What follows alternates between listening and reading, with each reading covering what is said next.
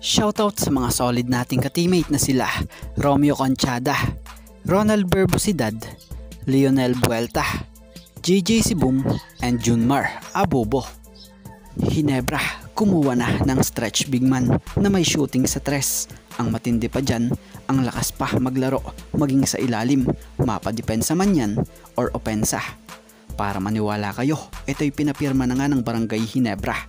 So kasado na, so yan nga ang dapat nyong makilala. Kaya wag na nga nating patagalin pa, tara at atin ang agad talakayin yan.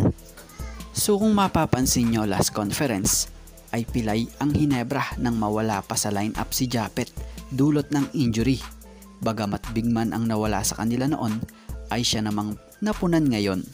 Kaya't ngayon healthy na si Japet, nadagdagan pa nga po ng isa pang bigman ang Barangay Hinebra San Miguel na isang stretch forward player like Ralph Koo. Si Ralph Koo ang isang 6'4" power forward na highest pick ng Barangay Hinebra nito lang 2023 PBA Rookie Draft.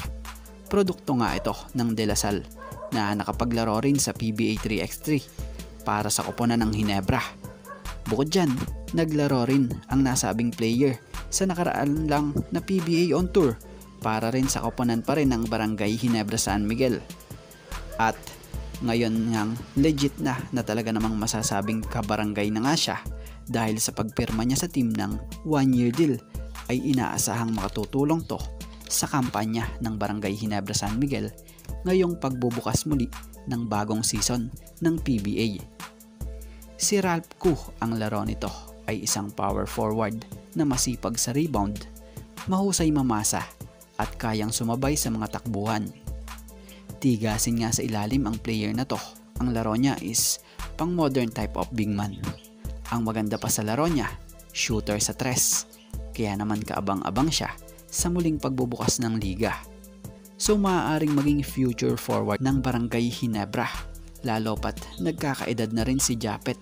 So magiging magandang pamalit ito or kapalitan ni Japet Aguilar sa forward position or pupwede ring center. Dahil kita mo sa laro niya yung potential na magiging future star to sa mga susunod na panahon pag patuloy niyang ipinakita ang mga ganitong laro at pag mas pina-improve niya pa. So yan nga po, so ito nga lang po muna mga ka-teammate ang ating sports pasada. And thank you for watching guys and God bless everyone.